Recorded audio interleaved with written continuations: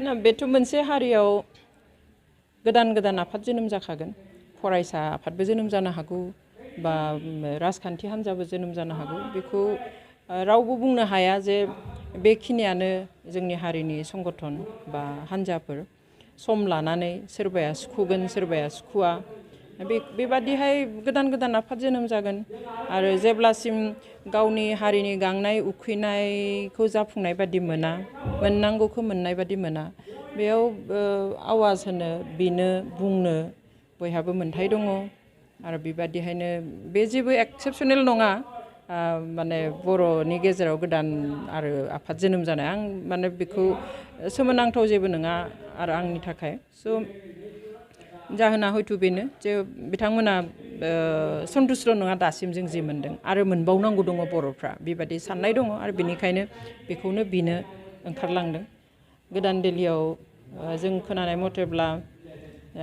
Permission दंखायोमोन होनदोंमोन बेनि उनावबो बिथांमोनखौ एरेस्ट खालामनानै टेम्परारि जेलाव दोनदों खिन्थु बेबो जेबो गाज्रि मोनथाव बाथ्रा नङा इट्स ए रिकगनिसन बिथांमोननि जिथु मुभमेन्ट बिनि मोनसे रिकगनिसनसो बेयो सिक्रिटिसो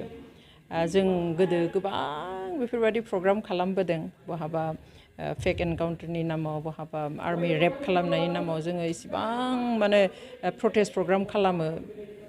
अनेक सम जोंबो बेबायदि एरेस्ट खालाम दोनजादों पुलिस थानाफ्रावहाय फुङाव ओंखारहांब्लानो बास लानानै लाङो माने लामा गेजेराव दख'ना सख'ना खुफ्रुनानै होनाय जोंनि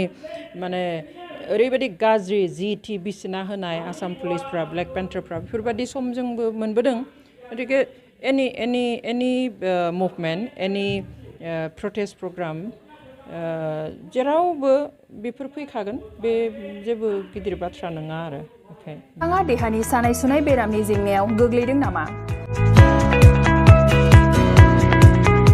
गावनि देहानि सानाय सुनाय बेरामखौ लानानै दुखुआव दं नामा?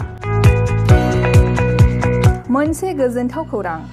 नोंथांनि देहायाव बायदि रोखोमनि सानाय सुनाय दंब्ला नोंथाङा जिंगा दासि एसआइ निउर' थेरापि बेयाव नोंथाङा गावनि देहानि सानाय सुनायखौ गोरलैयैनो फाहामनो हागोन सिं सानाय आफादावदै सानाय मोदोम जरा सानाय आइजोफोरनि जेंना बायदि बायदि गोबां रोखोमनि देहानि सानाय सुनायखौ गोरलैयैनो फाहामनो हागोन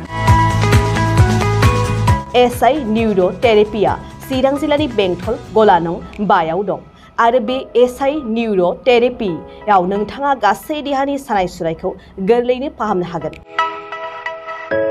गोबां मिथिनो थाखाय 762016045 जानबुं अनजिमायाव जगाजग खालामनो हागोन